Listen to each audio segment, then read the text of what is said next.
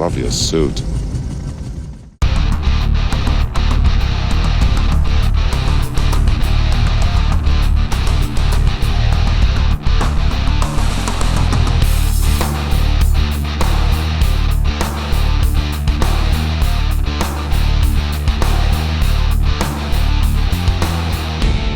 Hello, beautiful people. I am Oliver Perrin, and welcome to A Safer Space. This afternoon, I will be speaking to mountain man Tim Rudisil. Before we get started on the subject of our discussion, which is by request from one of our viewers, who goes by the handle Luciferian Outlaw, which is on the idea of Lex Talionis and the distinct difference between things that pertain to justice and things that pertain to revenge. Before we get started on that topic, I do want to remind you all that the Semiogog channel remains up. Please stay subscribed to it, and please subscribe to this second channel, A Safer Space, which the depredations of YouTube progressives have made necessary. And as always, I will continue to post content, both my own and discussions with Tim and others, to BitChute as well. So please consider following the channel there. So our topic today. Just remember, always keep an eye out for the crying closet. We have to have a crying closet. I'm sorry, Yes. Ollie. Yes, indeed, we do. It's good to have a place to sob in misery, with a distinct sense of having been violated in some way. But leaving all of that. Violated, oh my God. I'm sorry, Ollie, you got me off on a tangent there. Leaving all that nonsense aside, If we must. I wonder what your thoughts are on the difference, if any, between notions of justice and notions of retribution. This particular question was interesting to our channel. Retribution or revenge? Let us say revenge, to keep it as distinct as possible. Different. Retribution can be part of the law. Law is supposed to be retributive, but not revengeful. When you deal with justice, you have to recall that there are many, many kinds of justice. For instance, there is the old justice that relies upon the way in which a particular king or a particular judge looks at things. This is entirely different from our modern school of justice, which relies upon how a thing actually is supposed to be, which is how you get into justice. Justice is supposed to have a fairness to it, a quality of mercy, a quality of consideration of the entirety of the situation, not just some particular part of the situation. Now, I will try my best to make this plain to you. If I rob a bank, have I robbed the bank because I wanted the money? Assuredly. But did I just want the money? Was my wife sick? Were my children hungry? Was I out of a job? Or was I just a scumbum who wanted to rob banks because that's where they keep the money? Now, justice looks at all of that, whereas revenge looks strictly at motherfucker wanted the money. Big difference, eh? Now, if I kill someone, if I cold-bloodedly kill someone, and you can do cold blood in a moment. Cold blood simply means that you have taken consideration of the options and you've decided this motherfucker needs to die. So it can be the thing of the moment. It can be a mugger that you cold-bloodedly kill. All right? But how have I done it? How have I cold-bloodedly killed someone, taken their life? I go to this because we have so many forms of homicide. And homicide is not a crime. Homicide is merely the taking of a human life. Whether it's a crime or not has to be decided, usually by a grand jury, but most especially by a district attorney. Did I take it in cold blood? Did I have reason to take it in cold blood or in hot blood? Or was it manslaughter? That's a form of homicide. You see what I'm saying here? It appears you're attempting to underline the importance of context. I am underlining the importance of taking into consideration all that goes into the act, whether the act is that of shoplifting or whether the act is that of homicide. I have to know, because unlike the Code Napoleon, it's not enough that you have committed the wrong. Don't do the crime if you can't do the time. Bullshit. That is not the foundation of our legal system, except in such places as Louisiana. Now, I will say to you that revenge has its place as a personal concept, but it has no place at all in the law. The law is supposed to be above personalities. That is why you have such things as recusal for judges, for prosecutors, even for private attorneys. All of these things go into the fairness concept. Now, I'm not saying that we are constantly fair, because you must remember, I'm of the just us brand of justice. In other words, I believe that the 9 swine are anything but fair. Anything but. But I do not countenance that our system is supposed to be anything but just and fair. Now, I'm leaving plenty of room for you to dance in here and come up with some arguments, Ollie. Well, no, I don't have an argument, because in this case it is not something that stood out for me. But I do want to ask, both for myself and for our viewers, how do you distinguish as crisply, as sharply as possible between retribution, which seems to be a proportional response to the crime, right, versus revenge? Is it simply whether or not it falls into the domain of our legal system? No. Retribution is the just desert, that which the doer of the deed can justly expect to happen to them for having done this act. And that's the Roman lex talionis, the proportionate retribution, going back in its most primitive and simple forms with, the Code of Hammurabi and the idea of an eye for an eye, etc. But you see, it's not the idea of an eye for an eye. That is so thoroughly misunderstood these days. The eye for an eye and the tooth for a tooth, hurt for hurt.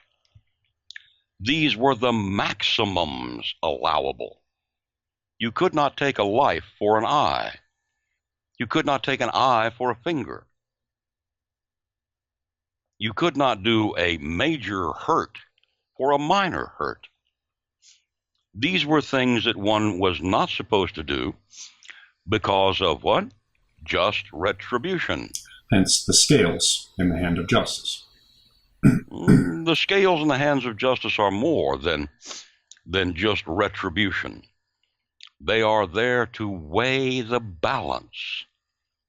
In other words, if Oliver Perrin commits a bad act, one bad act, out of an entire life of selfless dedication to whatever, how is that to be balanced? What is the just retribution for that act?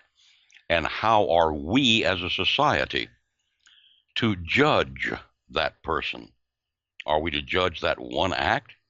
That one might have been 5 minutes in one day of a 40-year life.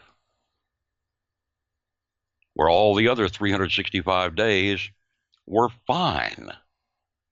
In 40 years, were fine. Had no quarrel with Oliver Perrin except for that one 5-minute period. Right, and was it in the heat of the moment, or was it cold-blooded and premeditated? Yes. Was it so many things? So many things. This is why justice must balance.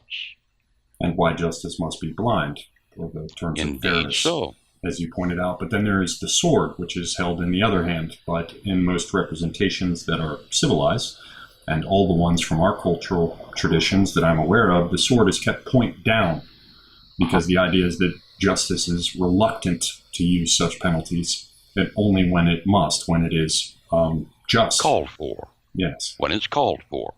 When there is no other option. Now, we got into a big thing back about the 1830s and 40s, and of course much later as well, with the Quakers doing their bit on penitence. Now, penitence is not part of justice.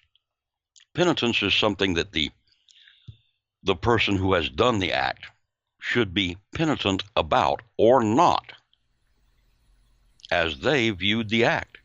They may view the act as entirely justified. But wasn't it? It was people like Bentham and other folks from that period, and you mentioned, I think, Cesare Bonaciera Beccaria, and the idea of, Bentham's idea of hedonistic calculus. It was with these reformers, and in some respects they could justly be called reformers, given what, Bedlam and poorhouses and the gallows at Tyburn were like previously. But weren't they the ones who came in with the idea of a penitentiary? The idea that they would attempt to foster the circumstances that would cause the prisoners to reflect on their actions and reform? Which is why they only gave them the Bible to read. The only book you were allowed to have was the Bible. You have books? I didn't know. A quote from A Man for All Seasons. Something that I recommend highly. Yes. Yes. Yeah, well, you see, the thing is that when you get into being a penitent, thus the object of a penitentiary, this takes all from you. You could have become a penitent under the system of law that we had previously, the system of justice, but you didn't have to be. You could have been one of those army hearty lads. Can't hardly wait to get out and begin to rape and loot and pillage again, That would have been fine. But they brought in the idea of being a penitent. So everybody had to find within themselves, this penitent feeling that everybody could have, and be sorry about what they'd done. Particularly before they'd go to a parole board hearing, yes. Before they went before the judge the first time. Before they went before a jury the first time. Everybody has to be a penitent. That's bullshit. There are some acts that people commit that are against the law, for which they should have no penitential feelings at all. None. It's just that there's a law that says you shouldn't. Therefore, if you're caught, you're toast, you're history. But should you feel sorry for it? Should you feel bad about it? No. If you believed for 1 minute that police were going around hunting down young black men to kill them, then I would say that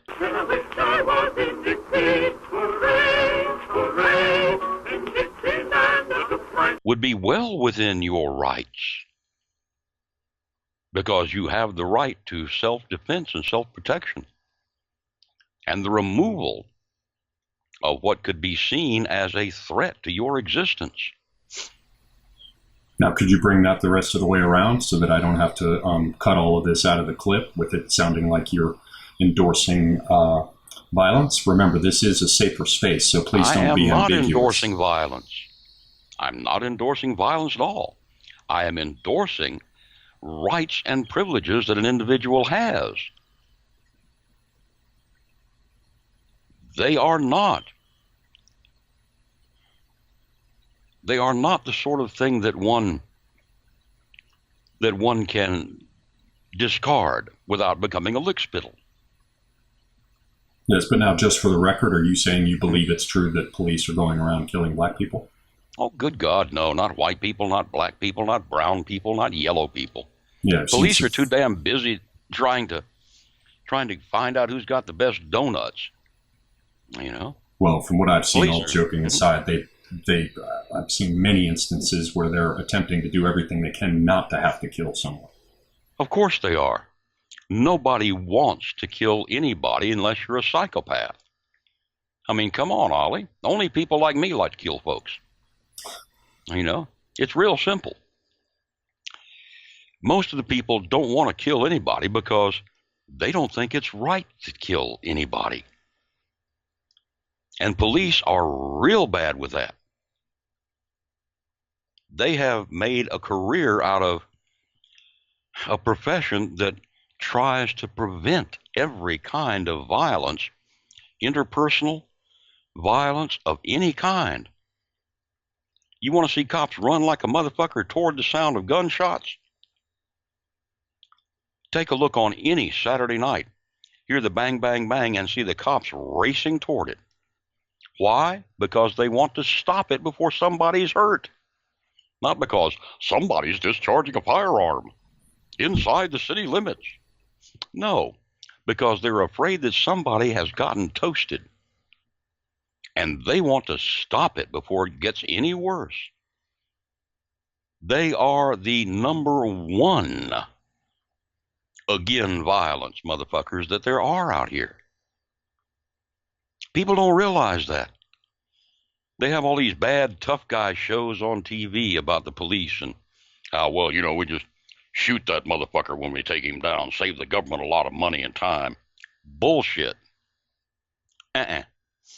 Police are charged not with saving the government time and money, not with worrying about how the charges work out, but what the motherfucker's done. Has he discharged a firearm inside the city limits, or has he smoked about 4 or 5 of his compadres? Because one is simply writing a ticket out for a misdemeanor. The other one, that's homicides. And now you've really got some stuff to deal with. You don't even, when you've got homicide, you don't even deal with it from the standpoint of the local cop.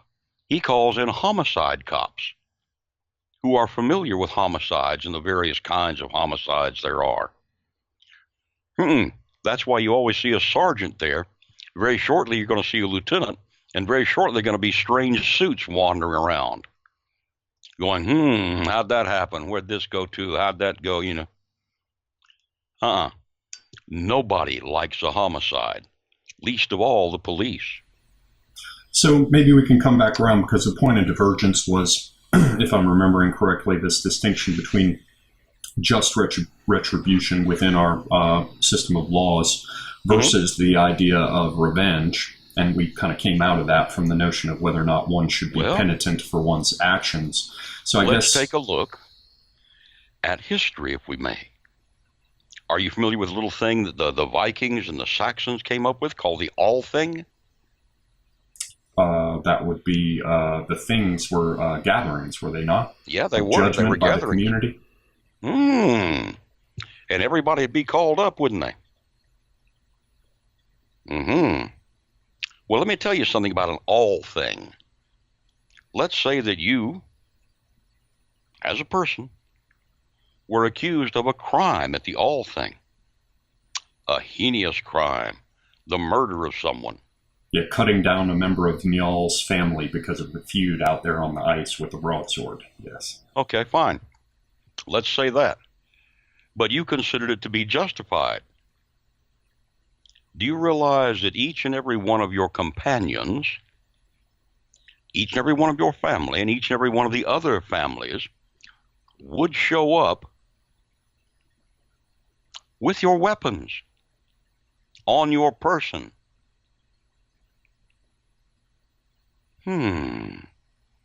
Showing by this that you gave over the right to the all thing to decide the right, the wrong, the retribution, the revenge, the geld, Yeah, gold. Veer Geld for the killing or maiming, yes. Sure. But if the judgment went too far, you and your people would stand up with your weapons and decide to become outlaw without the law, outside the law. And so we go there to the realm of one's personal decisions and choices, which you were touching on there in the beginning, before this point of divergence. But what does this have to do with revenge, retribution, and justice? That's my point. Well, it would depend, it seems, on whether or not, even outside the context of the law, the person's involved. There is no context outside the law. Is there not a law within each person that they come to terms with for themselves based on their own best judgments of right and wrong? That is not law. That is morals. That is ethics, but it's not law. Law is what we agree upon together.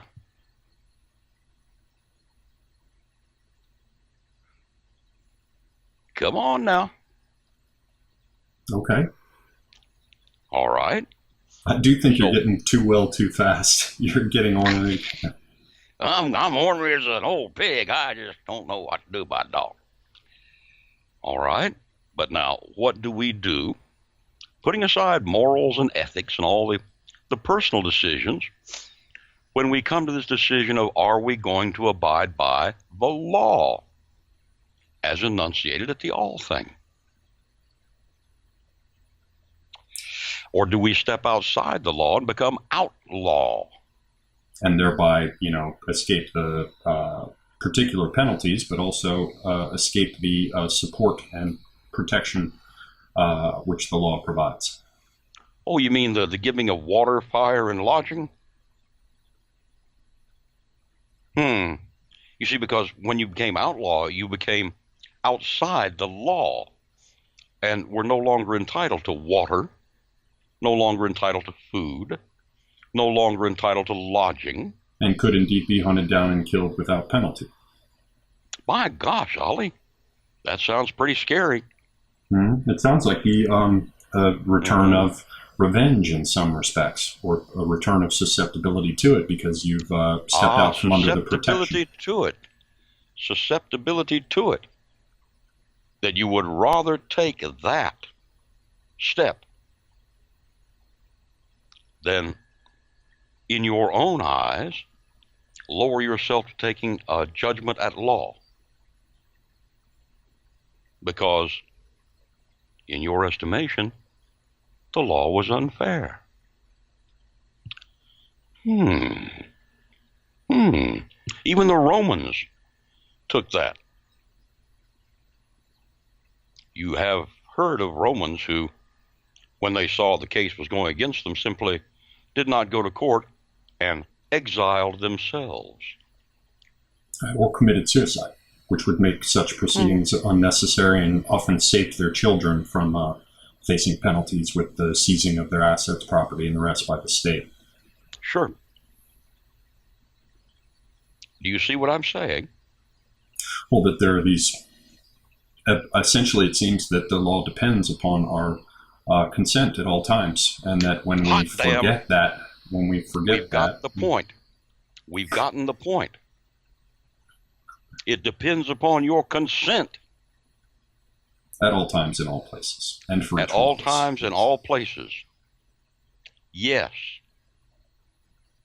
Which is why this country in its beginning, had very few laws. It's only recently we've begun to, oh, there ought to be a law against it. There ought to be a law against it. We need a law about. No, didn't have to have them. Did not have to have them because why?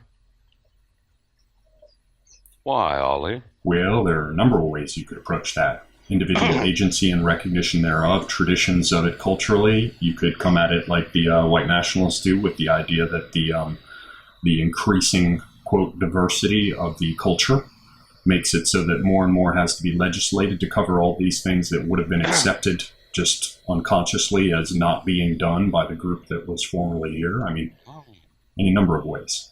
Things not being done? What sort of things do you have that are not done? Well, fucking a 6-year-old. It's not something that's done. Why? Because these people have not reached majority. The self is not formed. They're not capable of giving consent. But you can fuck a 12-year-old. In Mexico, sure. I think it's more like 16 here. Well, right, but we're also talking about, elderly senescents used to be 50. And, the appearance of, menses marked the beginning of viability. So it was a different system. Indeed it was. Which is why I chose 6, not 12. Yes. So why not a 6-year-old? Because that person is not capable of giving consent as we think about it in our culture. Because they have not come to awareness of themselves. Not only can they not give consent, what is supposed to be everyone's position vis-a-vis this 6-year-old child? What is the position? That the community protects, cares for, fosters, and carries them forward. They are children. Yeah, they should not be abused. They should instead be assisted and protected. They should not be presented with decisions which they are not ready to make. Every adult should be in a position of in loco parentis to a child, in the place of the parents, vis-a-vis that child. Do you see what I'm saying? It doesn't matter what the cultural determinatives were of the previous occupying indigenous personnel. Every adult is supposed to be in a position of in loco parentis, not an exploitive position. And yet it could matter, because if we're in a situation where people have come from other cultures and have changed... In what culture is it acceptable to fuck a 6-year-old? Probably all across Africa. No, not even there. Well, not even there. Culturally enshrined for Muhammad to have married Aisha, what was it, around 9 or something? He married her, but he did not take up cohabitation. Yes. This is one of the big misunderstandings. For all I know, Aisha may have blossomed out when she was 9. It's hard to say. I cannot say I was not there. I do not know. All I know is that according to the law, Muhammad was a child molester. Our law today, not his in his day. How do you know that? Fair enough. You see, this is the whole point.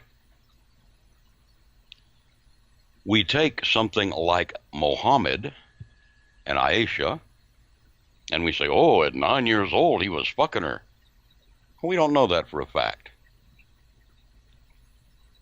At the same time, the law of Mohammedanism is, to me, a nothing. Many, many millions of people exist under it, so what? It still is a nothing. It takes so many things for granted that I find it to be ridiculous. Well, it's also sort of something that appeared ex nihilo or ab nihilo. There are bits and pieces of whatever was left along behind, but out of whole cloth, out of it nothing. when you speak in foreign languages, Ollie. It's so entertaining. But the point being that it did not grab at the ideas. Go ahead. It did not develop over time in the same way our traditions that came out of common law did, based upon checking, recalibrating, considering, attempting to fine-tune and make better, and then checking again culturally with the people based on precedent and re-examining it and checking it and moving it forward in a stable way that is still susceptible to change. It was not the same dynamic instrument. It was, in fact, laid down in this text that was supposed to remain fixed for all time.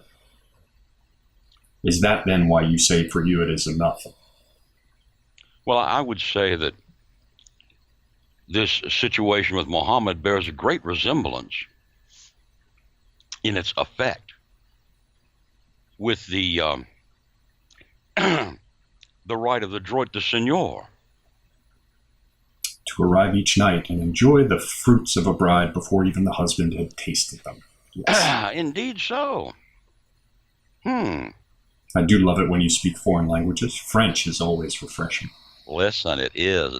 Oh, let me tell you, it is. It makes my tinkle, just tinkle. Ooh, it's good. The thing is, Ollie, that we have in all cultures these inclusions of complete and total absurdity that pass as law. Now, this is where you get into such things as law, revenge, retribution, and what is the basis of law? What is to be the basis of our law? If it's not a rhetorical question, I would assume that it is based upon traditions that are built up over time, that each of them themselves reflect the considered, conscious attitudes of the people at the time that you march forward. I mean, this is why common law is so great. Over time, and test and, check and reconsider and test and modify and check, so that we all come together under a social contract that seems most just. And I mean, it's fresh on my mind. Contract. I'm sorry, do go ahead. And, to come back to it, in the Republic, Plato goes into it quite a bit, this idea of trying to define, or his character Socrates in it, talking to Glaucon and the rest of them, this idea of justice being what is due to each person, which comes back around to the idea of retribution. So it encompasses reward very much as well as punishment. And it's, most simply enshrined in our expression, just deserts. Now let's take a step back and go to your social contract. What is the basis of social contract?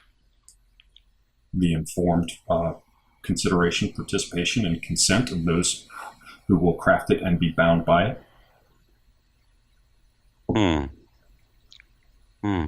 Should that be done with each generation, do you think? To some extent, yes, which is why I like common law, because you can, it's not easy to overturn established precedent, but it can be done if the cause is there. But by the same time, it is inherently conservative, and so we don't reinvent the wheel every week.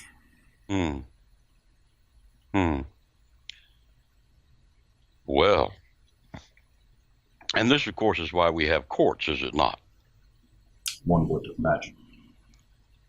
Such courts as appellate courts and the Supreme Court, whether it be of a state or of the federal government. Because the district courts, the local courts, decide your guilt or your innocence, my guilt or my innocence. And then the appellate court decides whether it is our policy to do such a thing in such a way as to find guilt by these standards. The Supreme Court looks at it and says, is it not just our policy, but is it a good thing? And is it, of course, in accord with our Constitution? Yeah. That is how we establish good. If it's in accord with the Constitution and the Declaration of Independence, then yes. If it's not, then no. And the Declaration of Independence only in a secondary sense, because it doesn't have the binding nature of the Constitution. It should have more of a binding nature, in my opinion. In my opinion, the Declaration of Independence is the foundational document for this, our republic. Well, now we have 5-6 minutes somewhere in there. Not to make it too big of an ask, but can you bring all this around in a summary statement reflecting upon this difference between revenge and the retribution that is just under the law? Because it seems that, the law exists with the realm of the social contract and the individual responses and reactions, including the willingness to go and become an outlaw as a way of pushing back against what one sees as a failure of the justice system, whatever the context might be. And that goes to the realm of the mores and morals, mores. And indeed, you kind of touched on that with the business of Muhammad and the rest. The extent to which all cultures still have some real issues with attempting to bring their morals into line with their laws, because the laws necessarily, if well constructed, do not change at the same rate. The fashionable changes that occur in morals and mores very often, particularly in our current day. And I think we can see that reflected in the way in which, everyone's like, well, now we've decided, some of them have decided that, our mores dictate that hate speech and things that offend must be stopped. And so they're attempting to act as though that is the law, and yet it is not. So we have this conflict there. And I think all these various pieces that you mentioned fit together, but I can't quite bring them all into alignment to form the Rube Goldberg version that should happily be operating in my mind.